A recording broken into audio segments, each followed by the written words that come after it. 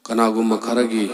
thamoidadi Muhammad sallallahu alaihi wasallam ki thap kwangpa adubu ubada nungaijuba phaurami kanagumma kharadi ngaglami kanagumma kharadi chingarami aduga kanagumma kharadi Muhammad sallallahu alaihi wasallam oidaba ngangbani aduna noknarami aduga makhoi kharadi Muhammad sallallahu alaihi wasallam ki marub Hazrat Abu Bakar ki mayumda chatkirami aduga asigum angko wari siliduna tahalami makoina harami Abu Bakar nangi marub ki wari si tarabra kari haibage haibadu ngarang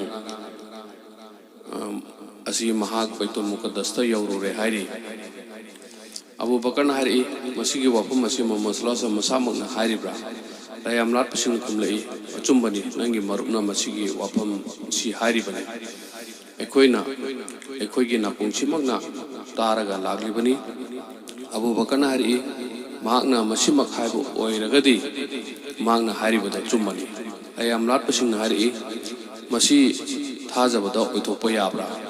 numidangda baitul muqaddas ta chaluba aduga nong andringeda makada amukka yorokpa Abu Bakar na hari chingnaba yabo wafum amata leite masidagi hena ngak pada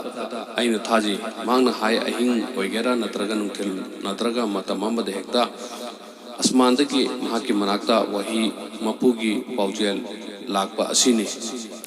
masida aidi chingnaba amata leite nakhoide baitul muqaddas khatada yawbagi chingnari bani hayune mikup khara khatada asmandagi mapugi laipau paujel wahi lakpa sina henna ngaktra asum tautuna Abu Bakar Muhammad sallallahu alaihi wasallam manakta chalami matam masida Muhammad sallallahu alaihi wasallam kawada lerami atuga layam lat pasing mongonda hairami Muhammad sallallahu alaihi wasallam ngasi phawbadadi chingna tunal rambani adubu ngasi di bumseng sengle nang tasena mok oidaba ngangba mi amani nangi wakhalda lak pasing adu pangang tang ngangi aikoina chatpadadi mafam adu yobada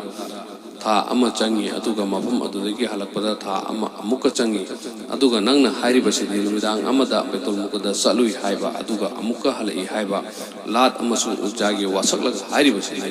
aikoi yaba sungongam loi masi tasingnamak aranba wafamni Abu Bakar na hari Muhammad sallallahu alaihi wasallam oidaba wangangde mahangna haribasing asi achummani achumba haribani mutiim na hari Muhammad sallallahu alaihi wasallam baitul muqaddas ki mong matau khara haibirau Abu Bakar na khanglami mutaim na hanglakli ba wahang asigi matangda mahakna pamli badi wahang asigi pakum na Muhammad sallallahu alaihi wasallam asi achummani haina saki piba aduni amuka hari alagi rasul haibirau aidi mafam adu chalura bani Muhammad sallallahu alaihi wasallam na baitul muqaddas ki mong matau adu haiba horaklami tawbatabu mahak hana mafam adu chaludri bani mafam adugi Udam Singh Pumnamak Muhammad sallallahu alaihi wasallam pungdoklami Muhammad sallallahu alaihi wasallam wari liraga tahalami aduga miyamduna murti gumna tumin chabyungna wafam Singh adu tarami wafam Singh asi pungdokpa loidringaida makhoina chingnaba amadi thajadaba hengal ammi chingnabagi mongda makhoina hairi kanagumba kharana nangonda masi khudim mak che takpa warangani masi nataba atopa saki leragadi pro Muhammad sallallahu alaihi wasallam lambida thengna khudi makli tuna tahalami hari adu makamu sing atuna aduga unari adugumba khungangsing adu thengnari adugumba uching adu su thengnari mokoi kambu kharadi yorak kadawr urabani aduga mokoi kharadi hariba mafam adu yahorabani makoi ga loina rakliba poching aduna masini makoi gi sasing aduna asigumani layam lat pasing hari nang hari basing asida ekoina karamna thajagani ngai khisi lagliba kongchat loising adu yorak kisanu makoi dusu hangchi makoi numidang kadai da leri aduga nangna haikribasing adusu aikoigi michina mukta yenge Abu Bakar na hari lagi rasul nahakna haikriba sing adu achummani nahakna achumba hairibani haibasi aina chap chana thajai Muhammad sallallahu alaihi makok lukthai asumna matam khara leirami aduga ngihak leiraga makok thangalai Abu Bakar gi maikedi yanglaga hari Abu Bakar Allah na nangbu siddiq achumba ngangba haiba title mingthon asi pibire mitin lo selami dilamli bamiam kaina bahorami adubo mapum khuding makta thodok asigi wari linarami yengkiba maike khuding makta wari linarami masibu chumribra lalibra mi ani bu pullaba masigi matang do wari sanarami masigi thodok asibu chumlibra aikoi gi wakal si thajaba ngamgadoribra matam khara khaktada asuk sangba lambi asibu chalui haibasibu oithokadoribra matara Muhammad sallallahu alaihi oidawa wa sandok libra ikoi dana lambi da lakho wi haiba kangbu adusu thunglami yang buddha purak liba pochai sing adusu Muhammad sallallahu alaihi wasallam hai kiba adumu warami hai kiba sa sing adusu adumu warami wapam sina lai tayam lat pasingna Muhammad sallallahu alaihi wasallam mamang ta thajare hai gedoribra mapu Allah gi nabi ni hai basi ya gedoribra natte mokoi dharma leitaba adugi amuk hena jinba horaklami hari mugeragi machanupa walidna hairami Muhammad sallallahu alaihi wasallam jadugarni magna aranba amata haikide yengo masina takudi wafam masi jadugarni haibadu chumlabani mana kayada achum chumba hariba masini layam latpa singi fibam thodok asi musalman singi su icham chamba ma oikide masi warep amagi tangkakni kanana aranba lebri aranba de lebri haibadu khanglami thajaba asi kanana hingatli aduga kanana hanthari haibasini chetna thajaba singi damaktadi masigi thodok asina makoigi thajabagi thak amukka hena wakatlami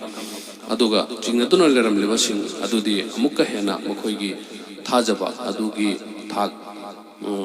wangkalami aduga islam dagi mamai thoklami Muhammad sallallahu alaihi wasallam magi loina basingi marakta phamlami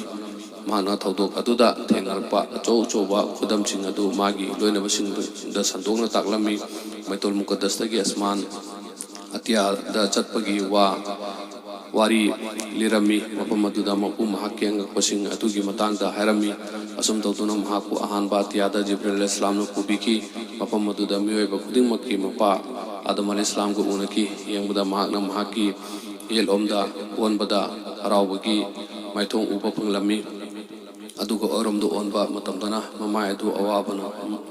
makshillami maramdi magi yelomda magi apaba machamusu singi apaba tawkibasing lerami aduga oirom dana magi machamusu singi hattaba tawkibasing adu lerami Adam alayhis salam Muhammad sallallahu alaihi wasallam bu ubada hari inchillau apaba manai nungaiji aduki mati nungaiji apaba icha Muhammad sallallahu alaihi wasallam mahagasi kananu haina Jibril alayhis salam danglami mahakasi miyoiba kuding makki mapa Adam alayhis salam ni Jibril alayhis salam na taklami amsung unhalami aduga amuka Jibril alayhis salam na ani suba asman atyada purami aduga om subda asum dawduna adum pukhalami aduga asman atia kuding makta purami thengnarakpa nabi kuding mak na mahakpu taram noklami thawjal haiba nabi lengsillau thawjal haiba nabi lengsillau haiduna asum tawduna Muhammad sallallahu alaihi wasallam tare suba atia rami mapam aduda Hazrat Ibrahim alayhis salam ga unarami ek ubaga hari thawjal haiba nabi lengsillau asum tawduna amukha mamangda chakchelami lambida faja bakayasu urami aduga akiba kayasu thengnarami asum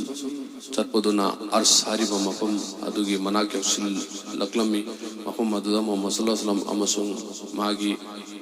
ummat khudimakta namaz yankaigi farz tawdubiyadra bo lami mapam adudagi halak pada Musa alayhis salam unarami maku hek uda Musa alayhis salam nanglei nangi umata kari